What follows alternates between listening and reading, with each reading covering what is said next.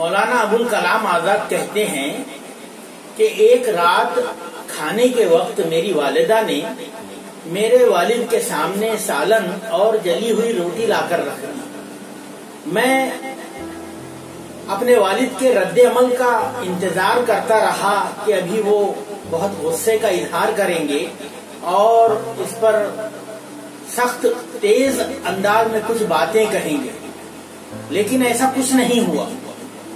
میرے والد نے بہت سکون کے ساتھ میں کھانا کھا لیا اور اسی دوران میں مجھ سے یہ بھی پوچھا کہ آج اسکول میں میرا دن کیسا گزرا۔ اس کے فوراً بعد میری والدہ نے جلی ہوئی روٹی کے تعلق سے میرے والد سے معذرت کی، تو میرے والد نے جواب دیا کہ کوئی بات نہیں، مجھے تو یہ روٹی کھا کر بہت مزہ آیا۔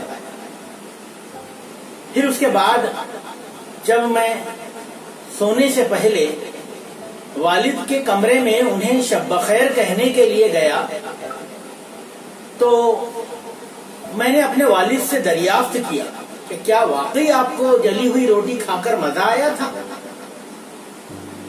تو والد نے کہا، بیٹا جلی ہوئی روٹی کچھ نقصان نہیں پہنچاتی، مگر تلخ بیانی اور بد زبانی انسان کے جذبات کو مجروح کر کے رکھ دیتے ہیں۔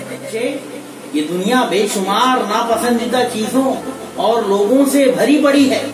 میں بھی کوئی بہترین یا مکمل انسان نہیں ہوں اور میں یہ سمجھتا ہوں کہ ہمارے ارد گرد کے لوگوں سے بھی غلطی ہو سکتی ہے۔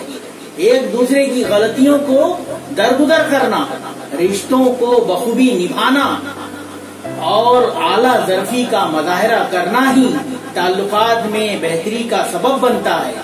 ہماری زندگی اتنی مختصر ہے کہ اس میں معذرت اور پچھتاووں کی گنجائش نہیں ہونی چاہیے۔